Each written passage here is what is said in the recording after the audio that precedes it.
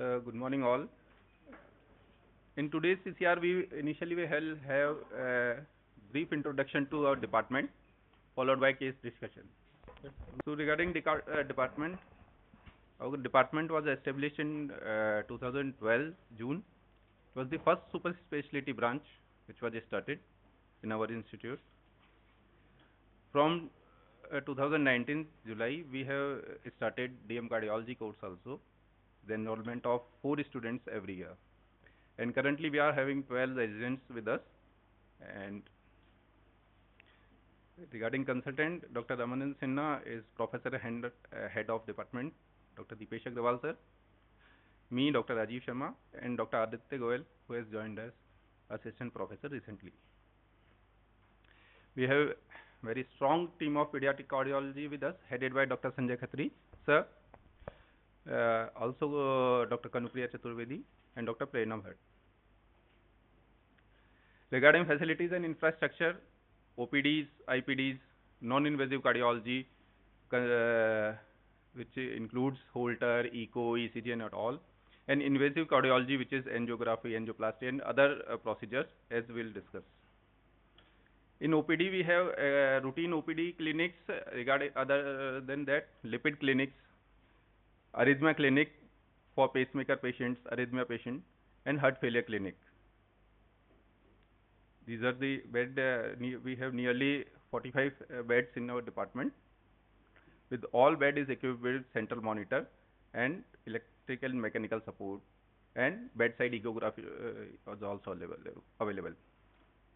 We have 10 ECG machines, 3 Holter machine, and one TMT machine is actually 2. One is in medicine department, and 3 echo machine. And we have high-end Philips machine, which is equipped with transesophageal as well as 3D imaging, which is the most advanced imaging in echocardiography.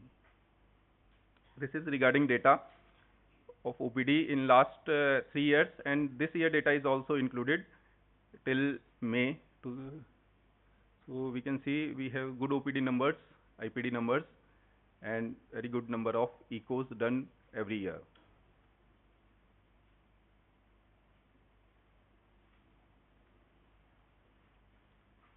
Regarding invasive cardiology, we have 3 cath labs in our department.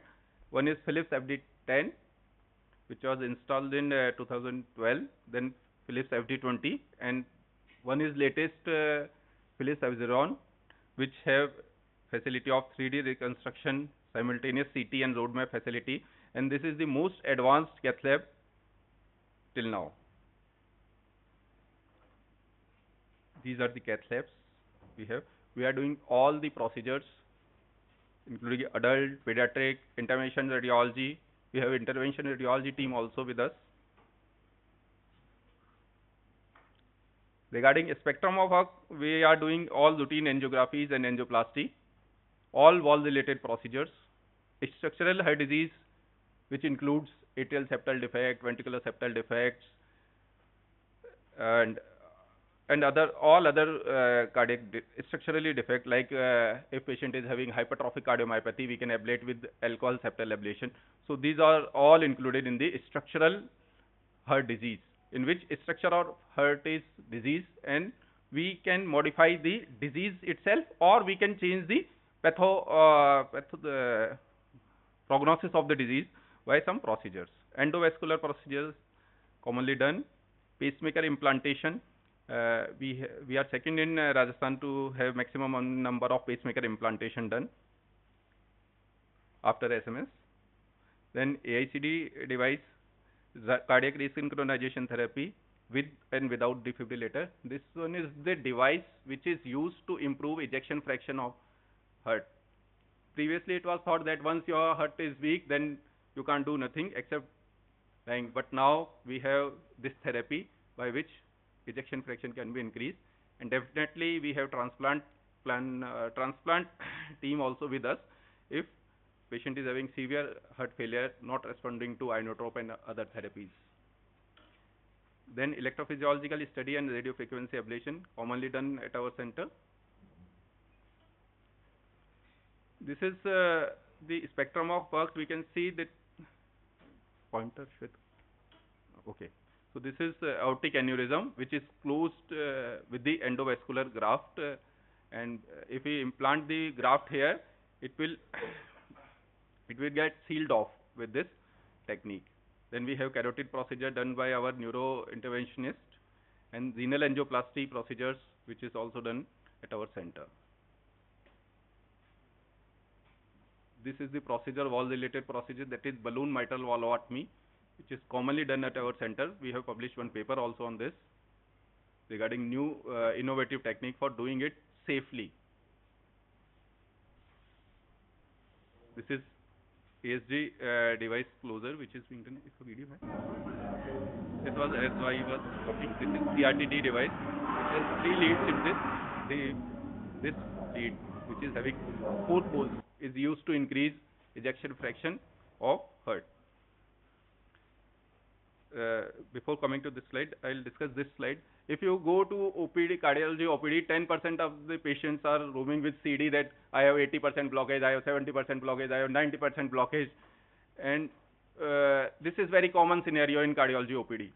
So we have this machine, what fractional flow reserve. If patient is having 80% stenosis, and it measures pressure proximal to the obstruction and distal to the obstruction. If pressure drop is more than 20%, then it suggests it's a significant stenosis. If it is not, then regardless of the severity of stenosis on angiography, stenting is not done. Many of our colleagues has also benefited with this technology in our institute also. So this is very good technique available in only few centers. Similarly, this modality, intravascular ultrasound. Now we can see vessel in situ, but how much is the lipid burden, how much is the obstruction, how much is the calcium, whether stenting will be useful or not. If stenting is done, what will be the long-term data? If stent will be placed, whether it will expand or not. So we can see the vessel prior first. And if we have done stenting, we can see whether it is been done properly or not. We can assess after doing ultrasound. So once stent is placed, we see whether it is well opposed or not. Proper advantage of these techniques is first, whether stenting to be done or not. If it is done, then it should be safe and effective in long term. So we are commonly doing this procedure, and again this procedure is available only in few centers. And one more. This is also a technique. If it is having very severe calcification, you must have seen that. This is a very common saying. So this is calcium. So first we see whether it is inside the lumen by ultrasound. If it is inside, we can do the rota ablation as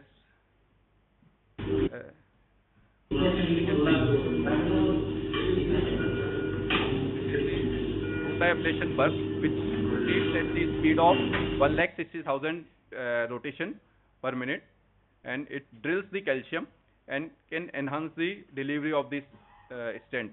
If stent is implanted in presence of calcium, it will not expand and can get blocked either in a month or 2 and can lead to stent thrombosis.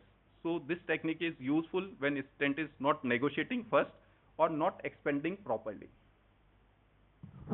So what happens to the calcium debris, Rajiv? It goes out into the flow, or? Yes, sir. It goes out into the flow because it rotates very fast. So debris is very fine. So it goes off with the saline, because we insert saline also in the vessel simultaneously.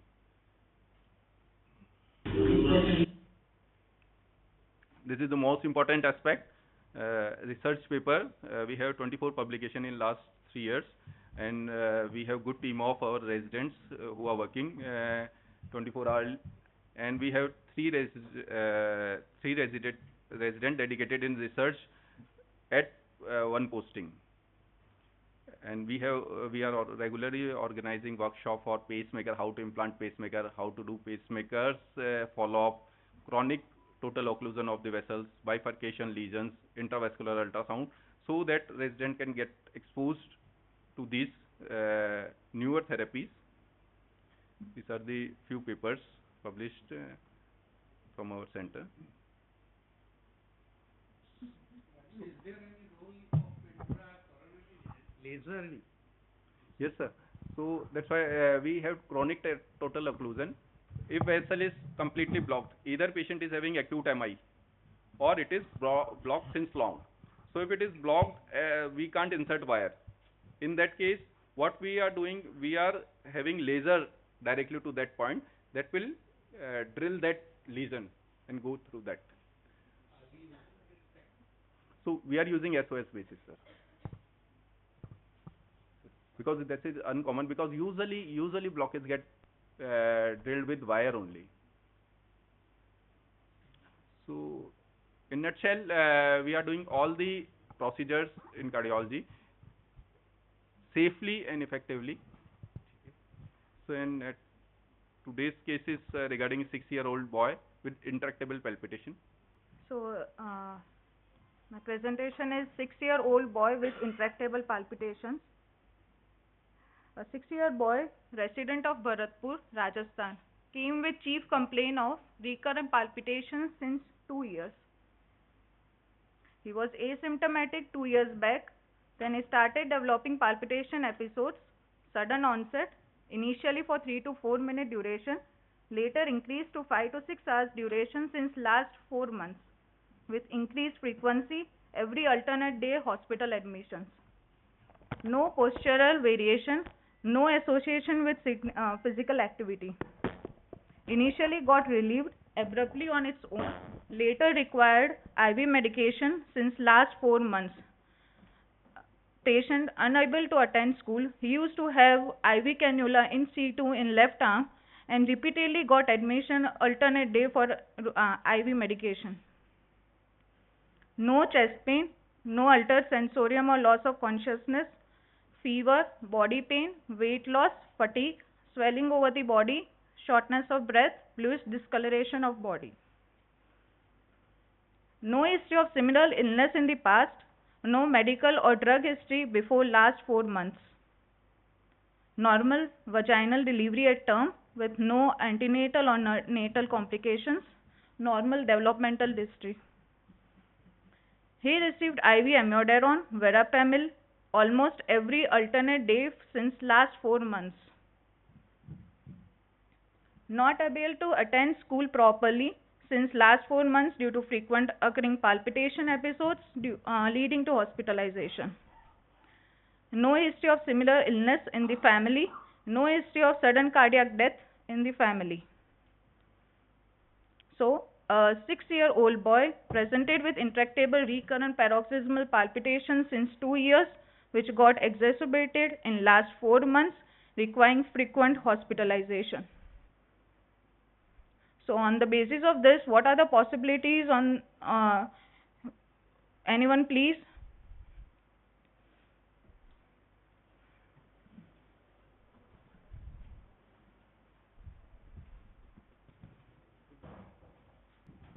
So we majorly divide into 2 causes because it is palpitation. So we think of one is cardiac or it may be a non-cardiac causes. In cardiac causes, it may be supraventricular tachycardia, ventricular tachycardia, long QT syndrome, short QT syndromes, Brugada syndrome, hypertrophic obstructive cardiomyopathy, congenital heart diseases. Non-cardiac hyperthyroidism related arrhythmias, drugs like beta agonist, electrolyte imbalance and anxiety.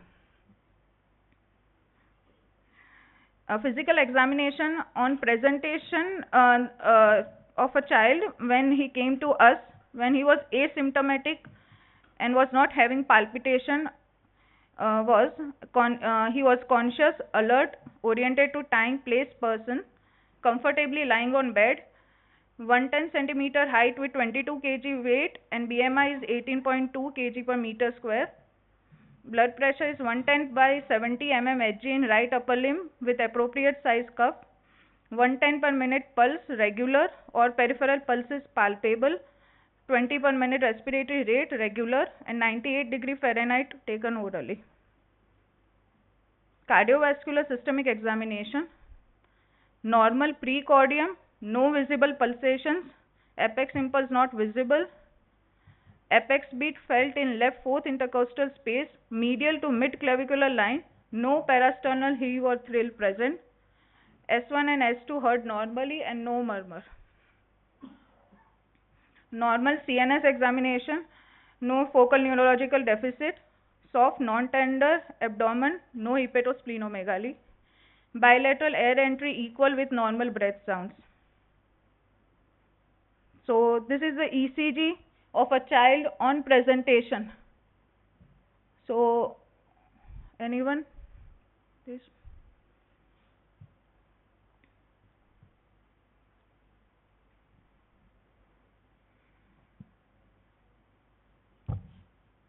So as you can see, it is rhythm is regular, heart rate is 120 per minute, axis is normal with normal P wave morphology, normal PR and QRS duration.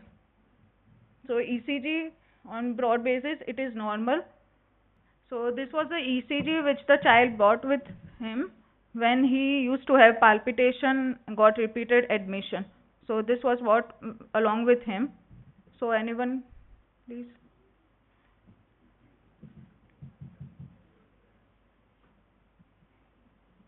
So it is ECG which we see that rhythm is regular, heart rate is 210 per minute with normal axis, QRS is wide, we see, LBVB morphology. So on broad aspect, it is a wide complex tachycardia ECG. So on the basis of this wide complex, he was misdiagnosed outside as a ventricular tachycardia. Anyone which see this kind of ECG, they mistake as a ventricular tachycardia, and for which he was given IV amiodarone every alternate day. So receiving IV amiodarone every alternate day in a 6-year child, the side effects are significant, leads to. So on the basis of that normal ECG, this wide QRS tachycardia ECG, how we differentiate this ventricular tachycardia with other supraventricular tachycardia with aberrancy. In ventricular, it is wide QRS more than 160 millisecond, and in SVT it is less than 160. AV dissociation is present in ventricular tachycardia. It is absent in SVT. Capture and fusion beats are present in ventricular tachycardia. Positive and negative concordance throughout the chest lead are present, whereas it is absent in SVT. Absence of typical RBVB or LBVB morphology, whereas it is present in SVT. Right bundle branch block and left bundle branch block morphology is present in SVT with aberrancy. So on the basis of this criteria, we came to a conclusion that patient is having SVT with aberrancy.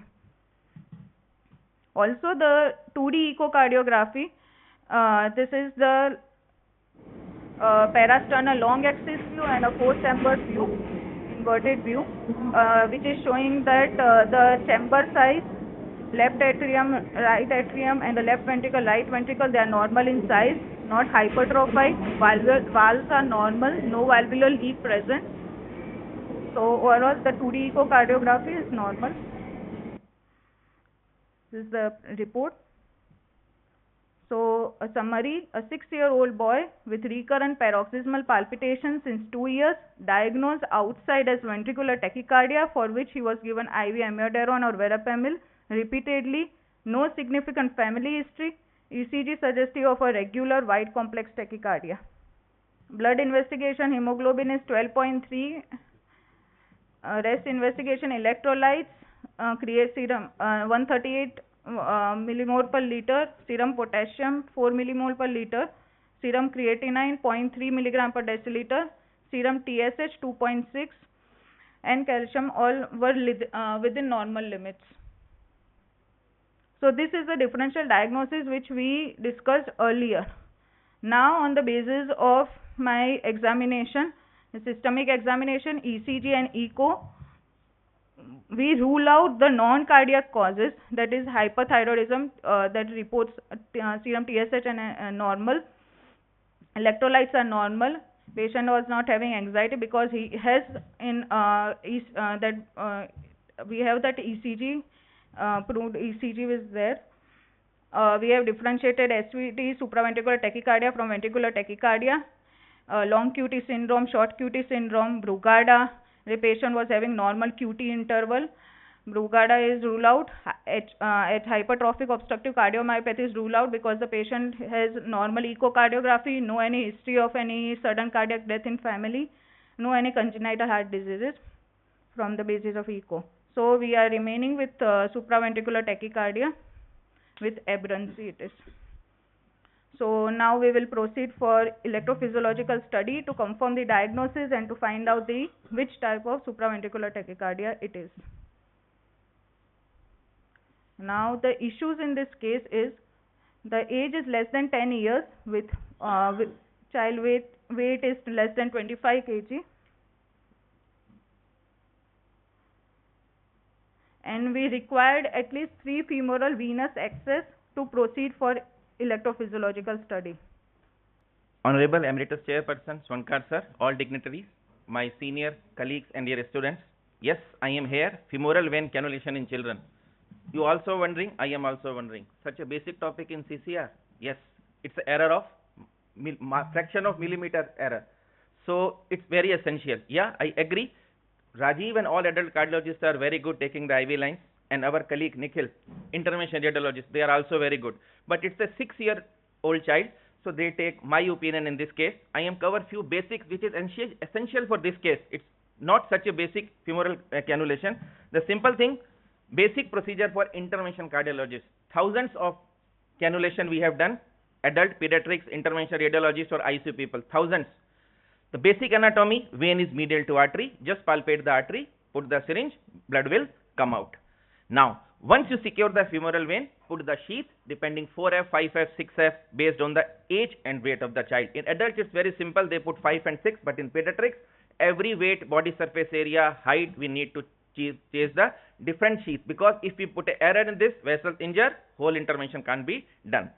So, what peculiar about this case? Weight and age of the patient. What is the weight? 20 kg. What is the age? 6 years. What is the height? 120. Electrophysiology study, which is a long study, takes some time, long time. So we can't say how much time duration we need that sheath to be put, and 2 sheaths inserted in one femoral vein, 3 sheaths on the other side of the femoral vein. So that's the challenge. How to choose sheath in the small femoral vein? Basic. Femoral vein depth and diameter correlated with the size, weight, body surface area studied in the pediatric patient. Such estimation may facilitate the choice of vessel to be cannulated, length and diameter of cannulation needles, diameter of catheter used in the pediatric patient. So we need a lot of hardware knowledge to proper cannulate a femoral vein. In this case, we need to put 2 sheaths, so all it's important. The first basic thing we put with the IR people or with ourselves, monitor the size of the vein and artery. Vein are collapsible, non-pulsatile structure. This is the thing we measure, or because so much procedure are done, so radiology people make few nomograms. So what age, what weight, what height, what is the normal diameter of femoral vein? That helps us to conduct the procedure. So they put all the based on the age, size, weight and body surface area. Our patient is height is 110 centimeter, so approximately femoral vein diameter is 0.5 millimeter, 5 millimeter to 5.5 millimeter. Now we need to choose sheath according to that. In that case, height is 110 and weight is 22. Now, femoral vein diameter is, as per nomogram, is 5 to 5.5 millimeter. Plan to insert 2 sheaths in the groin, 6F and 8F, and left groin 7F. Rajiv called me in the cath lab, so we want 2 sheaths to be inserted. But before that, choose the sheath. We have a knowledge which type of sheath to be inserted, what is the diameter of femoral vein. So I take the weight, height and everything of the patient, which is given in the file, and take on the nomogram. I make myself sure it should not be more than 5 millimeter. So what is the meaning of this F? We use all type of sheath. What is the meaning of F? 5F, 6F, 6F, 8F. What is the meaning of F? That is the key in that. So F is the internal diameter of sheath. 1F is denoted to 0.33 millimeter. So 5F means we multiply 0.33 into 5. 6F we multiply 0.33 into 6. 7F 2.3 and 8F 2.64. So femoral vein diameter is 5 millimeter. I need to insert two sheaths. One is 6 and one is 8. If you add internal diameter of both, it will come 2 millimeter and 2.64. Yani 2.64 millimeter vessel diameter. I need to put two sheaths. So margin of error is very small, and side by artery is there. If I put one sheath wrong, vessels damaged, no procedure can be done. So this is the basic. When we do the femoral cannulation, the good idea what sheath need to be put. Why this is challenging? Because we want to put one vessel, two sheaths, and you see the diameter, how critical it is.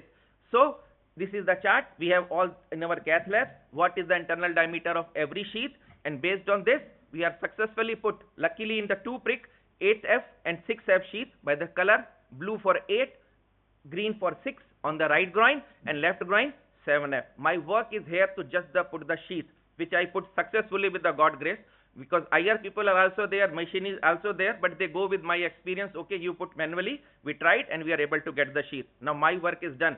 Then I will the cath lab to see the magic of Rajiv, magician. Here I come to treat the arrhythmia. Come, Rajiv. Yes, I agree. Initially I told they are the safest method. It depends upon the training.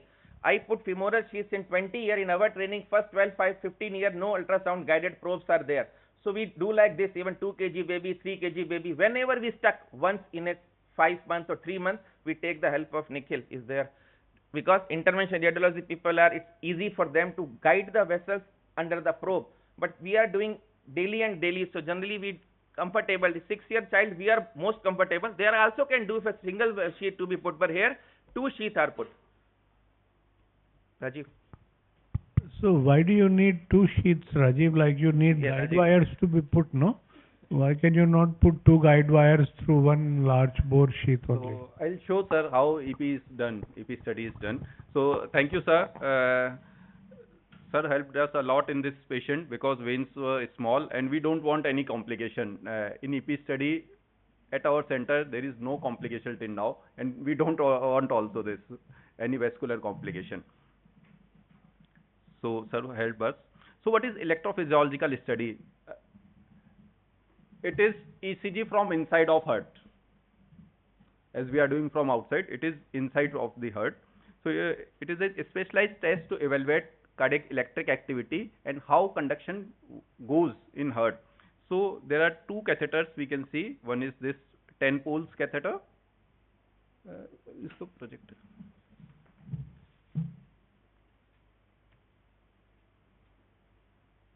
Yes, this catheter is having 10 poles. This is on right atrium, and this catheter, this is having 4 poles. So by this we localize where is the impulse originating, what is the abnormality, how pinpoint we can localize the problem and can solve it. So sir, we need 2 sheaths for these 2 separate catheter and 1 for giving RF energy. I'll show later. So we need 3 sheaths at least. No sir, its movement will be difficult if we insert. And second, if we use 1 sheath and 2 catheters, first movement will be difficult, and one larger sheath is having more complication rather than having 2 small sheaths. So this is the console of the electrophysiological study. We can see these green signals are atrial signal, yellow signals are ventricle signal, and we can correlate with the ECG on the top. So what is going on in myocardium conduction system, and this is the console of the how we stimulate the heart. This is how EP study is done. We can see here what we see ECG is a gross. What we see inside EP study is minute details of the conduction system. Here we pace the atrium, the green signal is atrium, and we can see what tachycardia is induced. Once tachycardia is induced, as is this patient, we can see the EGM, tachycardia ECG. We correlate whether this is the same ECG or not, and then we find out where is the source of this circuit. So after doing this study, diagnosis was Mahim antitromic tachycardia, now commonly called as atriofascicular tachycardia. It's a rare tachycardia. ECG of this tachycardia mimics with ventricular tachycardia. So although he was misdiagnosed, but that is a common problem because any wide QRS tachycardia initially responding with verapamil, but in long term not responding, only responding to amiodarone, any physician will diagnose it as ventricular tachycardia. Even our residents also diagnose it as ventricular tachycardia. So it's not wrong to diagnose this as ventricular tachycardia, because it's in rare tachycardia and terminated also with the amiodarone. So they were right at that point, but what was happening, he was almost in hospital. जाता था छुट्टी हुई, next day वापस admitted, and he is not from Bharatpur, he is from Badmer. From there he was referred by cardiologist. He was going for routine OPD clinic, and then he diagnosed as ventricular. He also diagnosed as ventricular tachycardia. Then he said, because echo is normal, then why don't you go for ablation? Then he came to us. So any arrhythmia which 2D echo normal can be ablated with radiofrequency ablation. So this is Mahatma tachycardia. As we know, there is only single circuit from atria to ventricle, AV node. But in this, there is extra circuit from right atrium to the right bundle branch. So the atrial activation leads to direct activation of ventricle without involvement of AV node, and tachycardia get initiated. So it's a decremental pathway. So Rajiv, with your EP studies, you could diagnose the abnormal focus where it started and where it was going. You could do that? Yes, sir. EP studies that only, because ECG, on ECG I also diagnosed that it is Mahatma tachycardia. We diagnosed that it must be supraventricular, but on EP study we confirmed that this is this tachycardia, and which is very uncommon in 6-year-old child, because we have done around 11 or 12 cases of this Mahatma tachycardia. Everyone is more than 20 years. So treatment options, as sir said, vagal manures, carotid massage, IV adenosine, beta blocker, calcium channel blocker, and anti-arrhythmic. But problem in all these medication in this particular case was because all these medication mainly act at AV node, and problem is side by side. There is other tract beside AV node. So that's why this patient initially responded to verapamil, conservative measures, but then required repeated admission, and finally definitive treatment is radiofrequency ablation. So this one is the catheter. So we have 3 sheaths, one for these 2 catheters, EP catheters, and this is radiofrequency ablation catheter, by which we give radiofrequency energy from the back of heart. There is no surgery needed, no incision needed except for the femoral vein insertion. Can I show one video done yesterday, because although patient's face is seen in this because video. Can I show? So I think before you do that, how exactly do you localize that this is the tract and now I am placing my RF ablation catheter on the tract? So what is the real-time localization that helps you to place the catheter accurately? Okay, sir. And the other question was that this is a 6-year-old child. You said most of the Mahatma patients are more than 20 years old, but this aberrant conduction pathway should be there since birth. Yes, sir. Why does it get activated so late? What is the reason why they don't have it all the time? So, sir, it's like graying of hairs, because with age, AV node gets slowed and the pathway will remain same. So it is relatively pathway becomes stronger as the age advances. So that's why it presents relatively later in the life. But in this particular case, it presented early and became incessant. And sir, how we localize? It's EP study, because if you see this slide, we are pacing the atria. First, there is narrow QRS on ECG, if you see, but suddenly turn to the wide QRS suddenly, with one signal, his signal, which is get buried into the QRS. That is diagnostic of this pathway. So after that, we see do radiofrequency ablation.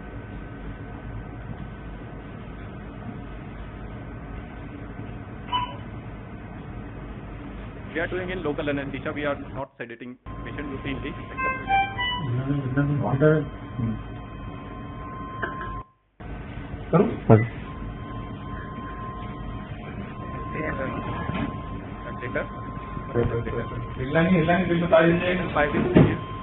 sedating.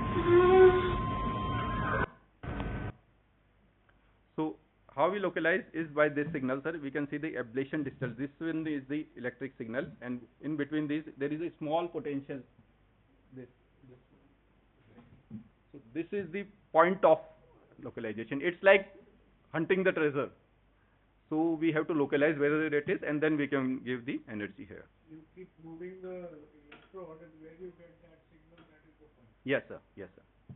But we localize with the two catheter, whether it is right side, left side, in left side, right side, whether it is up or down, and then find localization with this catheter.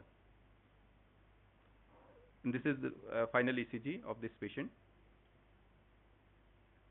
So we see purpose of this CCR is to get awareness for this easily treatable disorder, which patients are repeatedly get episodes of palpitation, IV medication and all.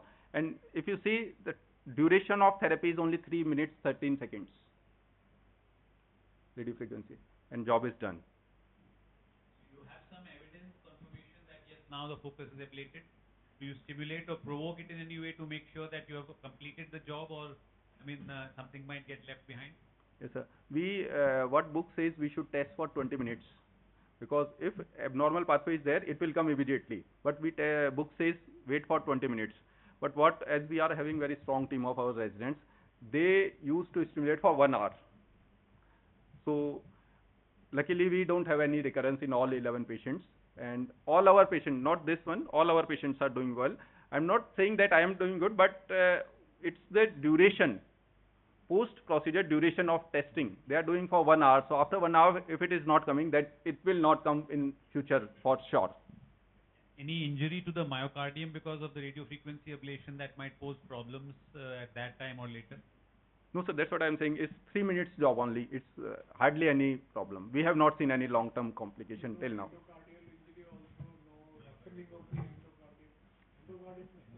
Yes, sir. No roughening, no antifluid. Sir, animal studies are there which says no injury with radiofrequency ablation. And if you keep the duration small, then there is no risk. We don't give any anticoagulant. We give aspirin. We give aspirin for few days. Yes, sir. For 1 month. Do you do some follow-up echo to see any clot? So we call patient after 7 days, and then 3 months, and then yearly. So this is the largest series of 15 patients from Shri Chitra Institute of Myome Fiber Tachycardia, and of which 14 patients underwent successful ablation. This one also largest series from international, which was published, 55 total patients, in which success rate was 91%. It is left. Myome can be also left side also. That is called as left side. Only 2 case reports are there for that. So now he is going to school, doing well, and we just talked yesterday. No tachycardia, no medication, doing well. So just 5 more minutes. Number of EP cases at our center. We have done more than 1300 cases in last 6 years, including pediatric cases. So difficulty with pediatric cases, we usually wait for 10 years of age and 25 kg of weight. But we are doing, especially once Sanjay Khatri sir has joined, so we are doing 5 years, 6 years, 7 years across all the ages. And initially during COVID times, the number was less, but now with all your supports, it is increasing gradually. And till now, we have done around 200 procedures. So, with blessing of God and all your supports and our strong resident support, our data are comparable to most centers, most high volume centers across India. So, if you see, UN Mehta is doing maximum cases, but our data is also very good and gradually increasing.